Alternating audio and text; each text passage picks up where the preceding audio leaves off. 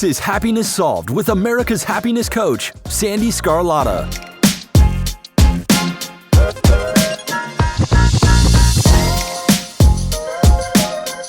Hello, everyone, and welcome to today's episode. I am so happy you're here. So I recently had an amazing opportunity to talk about this topic on live TV. And I think that it's a timely thing to start my podcast with. And it's basically reset and de-stress.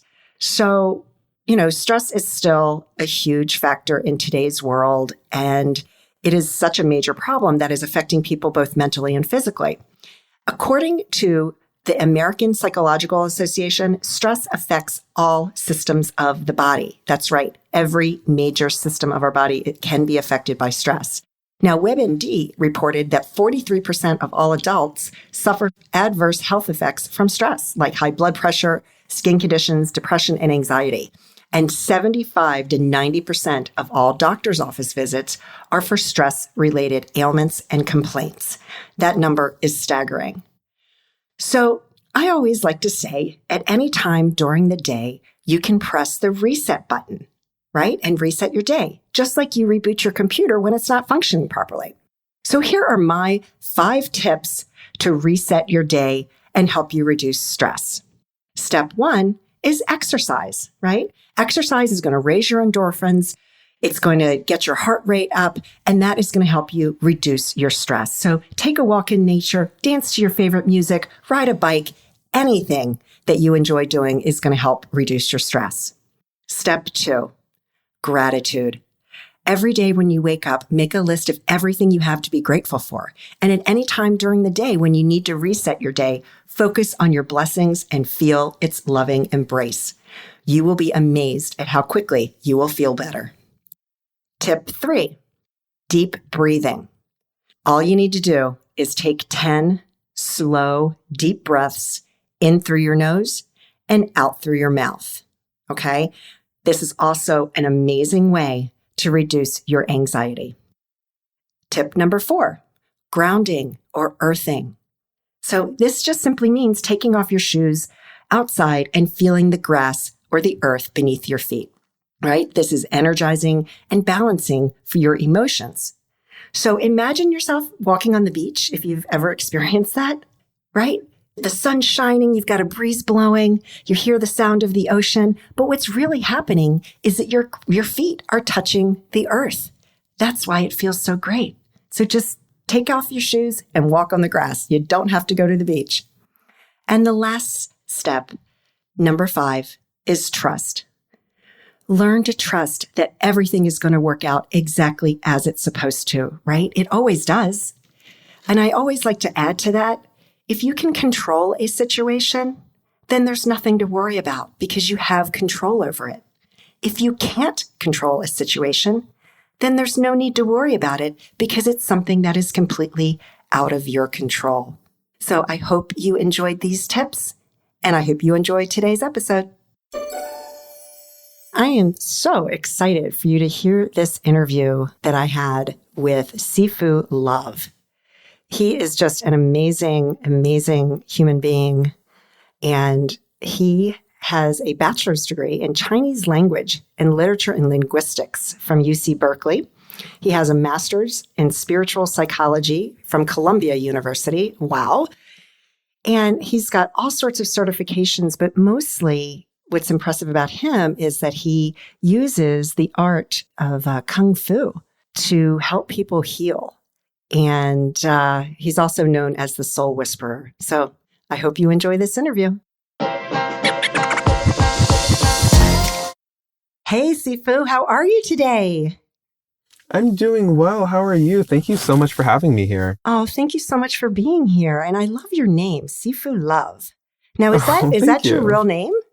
Or did you change it? I'm just curious. No, it's a valid question. So Sifu means teacher in Chinese. Okay. And Love is my actual last name. So I've adopted the title of Sifu. And so it's just Sifu Love. It's like Mr. Love. Love it. It's just, it like flows. Sifu Love. Thank you. Love it, love it, love it. So Tell the listeners about who you are and what you do and how you got to this point. Sure. So, as we said, I'm Sifu Love. I go by the Soul Whisperer. And what I do is I teach people how to heal themselves using spiritual martial arts practices. And, one of the things that I love about my work is that I show people how to utilize movement to tune into what's going on with themselves so that they can then move into a state that feels more healthy for them. I teach them how to tune into their bodies and find areas of trauma or stress, anxiety. I teach them how to understand how culture has imposed certain ways or values or ideas onto them. And we use the spiritual martial arts technique to push away those things or to filter or cycle those things. And from that particular process, we're able to get down to the core of who we are. And I'm really passionate about that because I think authenticity is key in this world. And the more authentic we are, the more work we do toward, becoming or finding our authentic selves. I find life is so much more enriching. It's more exciting. It's more full. And for me, that whole process of helping people, showing them how to get there and giving them the tools so they can heal themselves is really, really special and valuable. And I so love the work that I'm doing. Oh, that sounds amazing. So what type of, movement is this? Great question. So I've studied Chinese Kung Fu for about 15, actually, this is my 16th year. So it's been 16 years of studying Chinese Kung Fu. And there's a couple different styles of Kung Fu that I study. And when I teach the practices, what I'm teaching is the Kung Fu stuff from a more spiritual perspective, because my background is in spirituality and spiritual psychology. So I take all that I've trained and competed in for 16 years, and I turn that into spiritual movement for people. And so I utilize the spiritual martial arts, and I would say 60 to 70% of what I teach is called Qi Gong. And Qi Gong is just a movement meditation practice that has the consciousness or the philosophy of energy healing and energy science embedded into it. So it's a really powerful practice, and it's accessible to many, many people.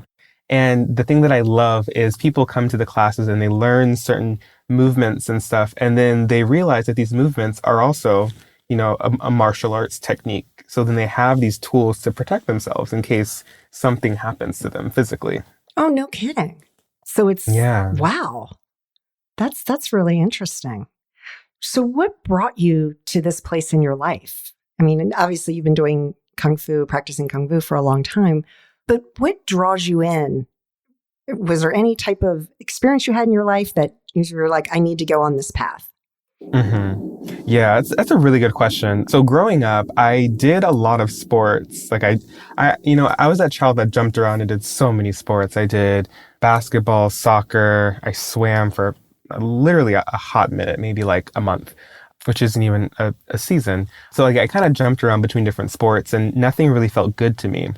And there came a point in elementary school when I was going through bullying because of my weight and because I was more feminine than my classmates. And it made me feel really, really uncomfortable, and I didn't really know what to do. And I remember next to my elementary school, there was this bookstore called Borders, which they're no longer around. But it's just this wonderful bookstore with all these books, and I would go in after school and like pick up a book and read them. And there's this one book called Meditation for Dummies. And, the whole For Dummies series, they have everything for dummies, from like copywriting to dummies, for podcasting for dummies, they have everything. And I found a meditation one for dummies. And in the intro, it said how meditation is helpful for dealing with challenges and crises that we're facing. And I was like, well, let me try it. That's pretty brilliant for somebody in elementary school to actually be drawn to that, quite frankly. You're an old soul, obviously. Thank you. And the thing is, I was at a point where I felt somewhat desperate because I was really struggling, and I wasn't comfortable telling people what was happening and what was going on. So I was like, well, what can I do? And the book sort of found me. It's a sort of mystical thing how the book found me, but the book found me. I started learning how to meditate, and that was really, really helpful for me to deal with what was going on inside. So then I can see the outer world a little bit differently, and I can perceive what was going on in a different way. So that's when I started meditating. I think I was about like 10 or 11 years old is when I really got into meditation. I was deep into it. And then a couple years later is when I actually came out to my family, and my mom, she's like extremely loving it. And she was really worried that something might happen to me because I'm different, you know. And I told her about the bullying that I was facing, and she was just really, really concerned. And so as a compromise, I told her, okay, I will go to this martial arts studio that's right across the street. I'll train so I know how to defend myself in case something happens. And so that's what started me going into Kung Fu. And it was this natural blend at some point of me putting together meditation with what I was learning in Kung Fu. And that's sort of the beginnings of the spiritual martial arts work that I now do. Wow. As a mom, I totally get that, because, you know, you never stop worrying about your children. And that's really incredible. What a gift she gave you, because, yeah, I mean, I don't know how old you are and how long ago this was, but it's, unfortunately, we're still dealing with some of that, you know, even in 2021. So it's good for you. Yeah. That's just really amazing.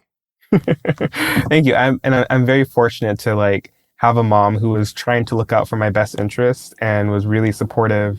And she's the one who pushed me to go into the classes. Like I didn't want to. I was like, I've done these sort of things before. I don't want to do this sport, but she kind of pushed me.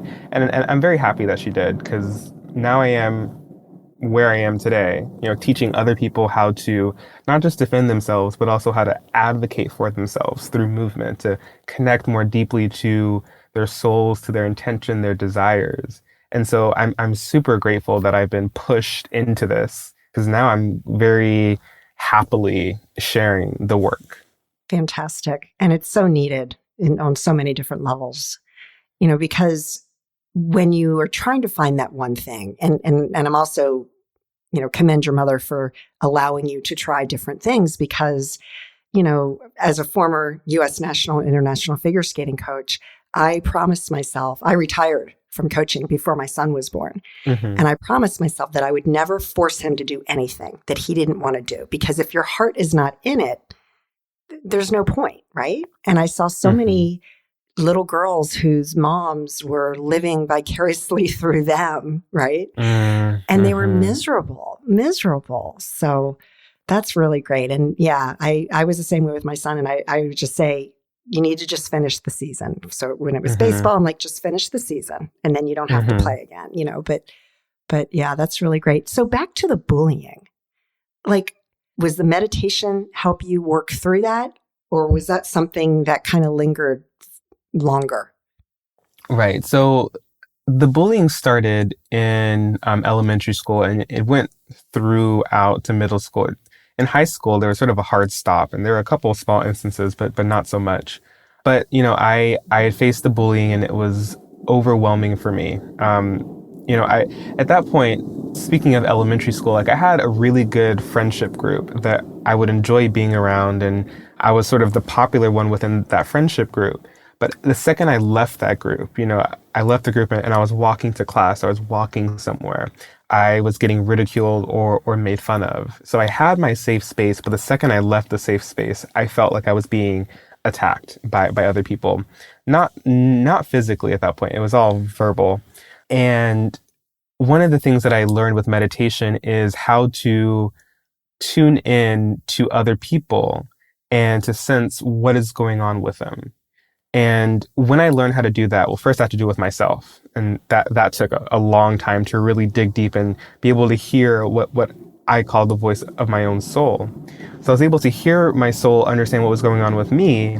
And then from there, I was able to tune into what was going on with other people and their energy. And at that point, like when I was getting bullied, I was able to tune into what was happening with the people that were bullying me. And, you know, because I'm very much into my intuitive capabilities. I was able to see and feel some of what was going on with them. And I realized that they were feeling so bad, so ashamed, so angry, so frustrated, so depressed on the inside. And as they were bullying me, that sort of helped them feel a little bit better about themselves. But, you know, at some point, I just looked at all these people with such compassion. I'm like, you are going through so much. I don't know what it is that you're going through, but I know that there's a lot that's happening. And you speaking to me this way is making you feel better. But, you know, I learned how to advocate for myself and tell them like, I don't appreciate you speaking to me this way. Don't do this.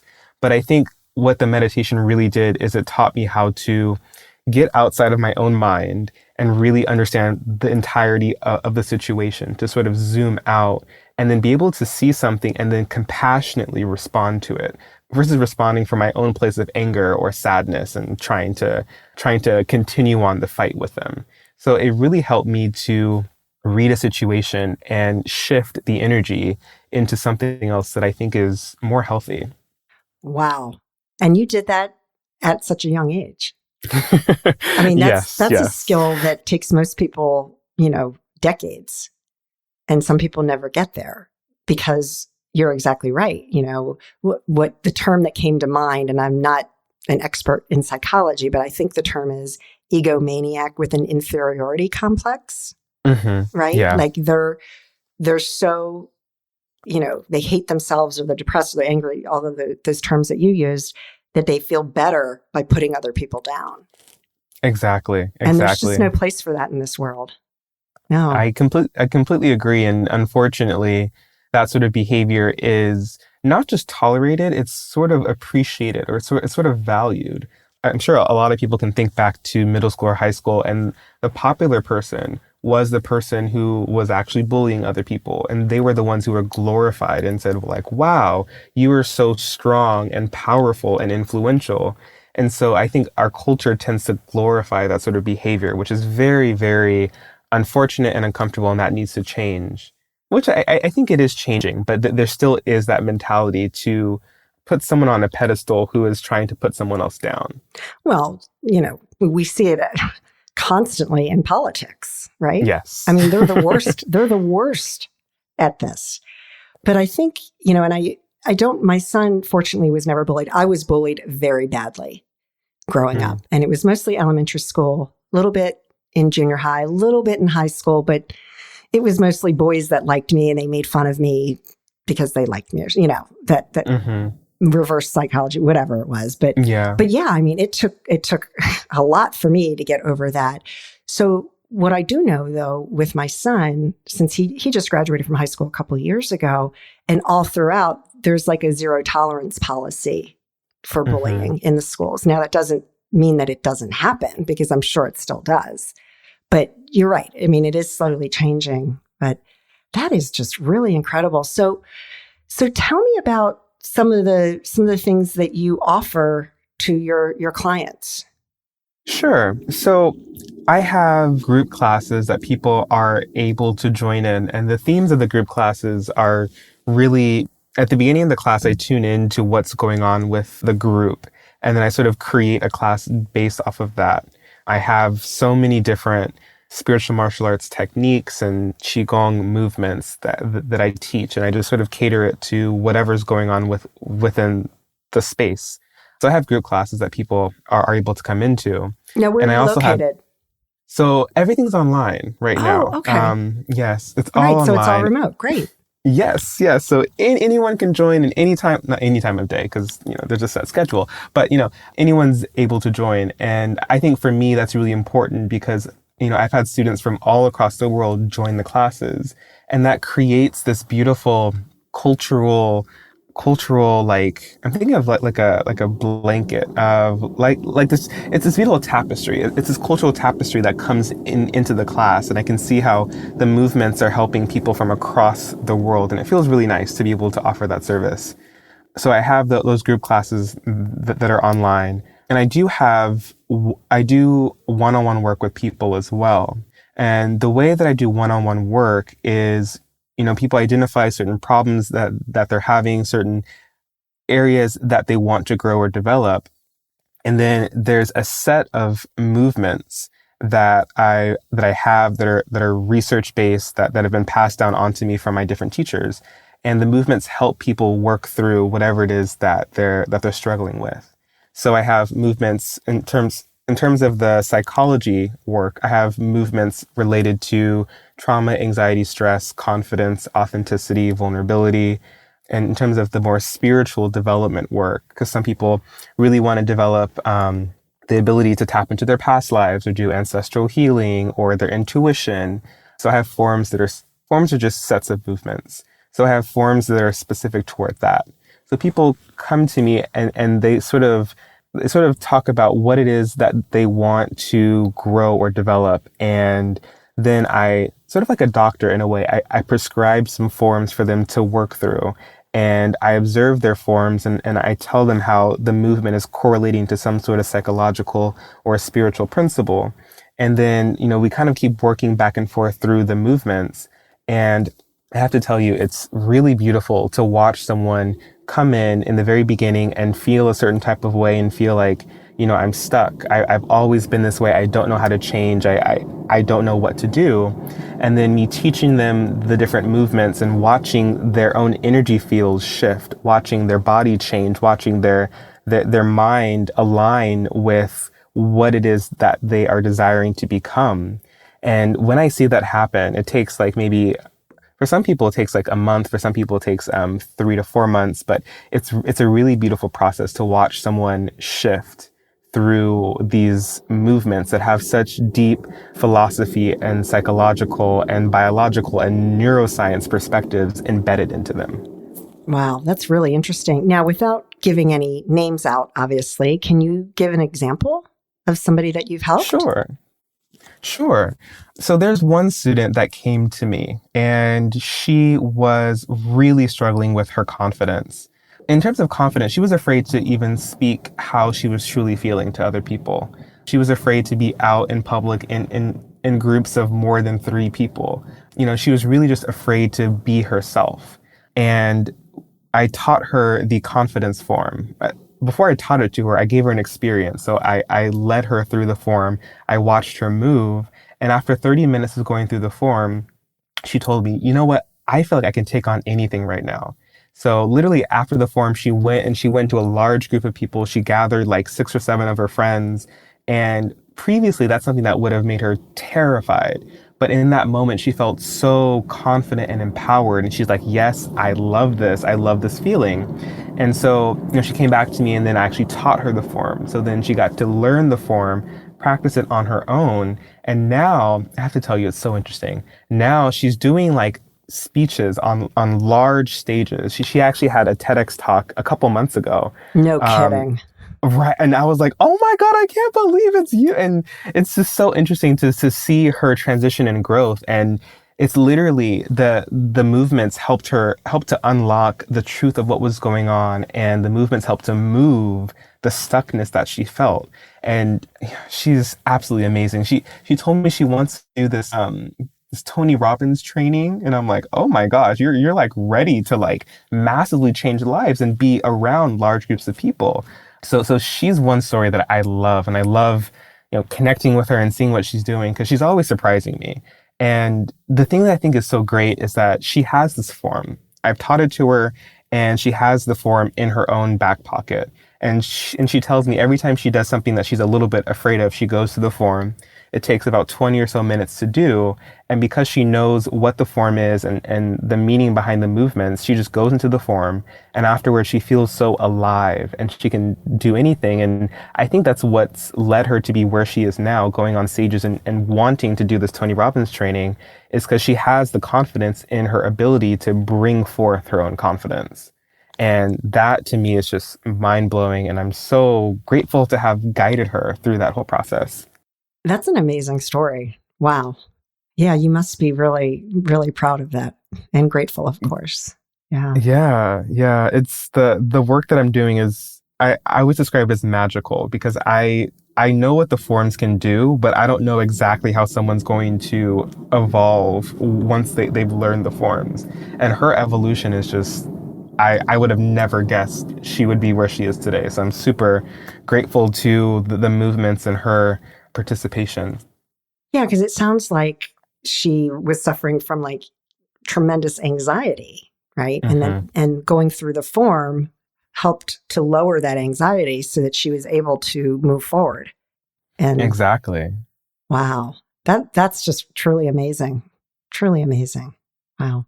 So, Sifu, what else would you like to share with the audience? Sure. So, I'm going to share a piece of information that I find to be really helpful, and it's something that's the core part of my teaching, is the imagination. And I just want to remind people of the importance of the imagination. The way that I teach about the imagination, I say the imagination is the way in which the soul speaks to us. It's the way in which our soul is feeding us images or sounds, sometimes tastes. The soul will feed us things through the imagination. And the more that we engage with our imagination, the more we come back into what is authentic and true to us. So one tidbit that I always tell people is to not be afraid of their imagination, not to judge their imagination, because if they're judging their imagination, then they're judging their own soul, their own authentic self. And so embrace the imagination and find ways to bring the imagination into the everyday life. And I think that's what makes life really exciting. Is, you're getting dressed, and instead of you just like putting on your clothes to go out, maybe you imagine that you are an Amazon and you're preparing for battle. And as you're putting on your jacket, you're putting on your war jacket to prepare yourself for what's going on.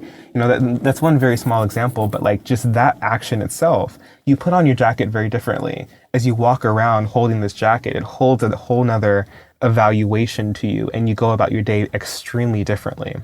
So I always talk about the imagination and its deep importance in unlocking the soul and understanding what's really going on deep down within. I love that. Yeah, because it's just a mind shift, really. Exactly. Yes. And that mind shift is so powerful, and how our day is going to be, how your day is going to flow ultimately. Mm-hmm. Exactly. It's been a game changer for me, because a lot of the times I've been told that my imagination is too wild, or to calm it down, or to push it away. And part of that is because when we're in our imagination, we do lose that sense of productivity, because our imagination doesn't know the way culture has constructed time, or the way that we go about doing activities. So when we use our imagination, we go away from the productive culture, but we turn inward into something that's more true and authentic to us. So it's truly powerful. And I think that's where transformation happens. If you really want to transform yourself, you need to get in touch with your imagination. That's exactly what I feel. Love it. That is fantastic. So, Sifu, what is your website? So my website is healingkungfu.com. Very simple, healingkungfu.com. And on my website, you'll find more information about me. You'll find information about the many things that I'm doing this summer. Some of the things will be in person. And one of the things that you'll find is my new 3-month program called Mythic, which is a really deep dive into your most authentic self. And there's a specific form that I will teach you so you have in your back pocket.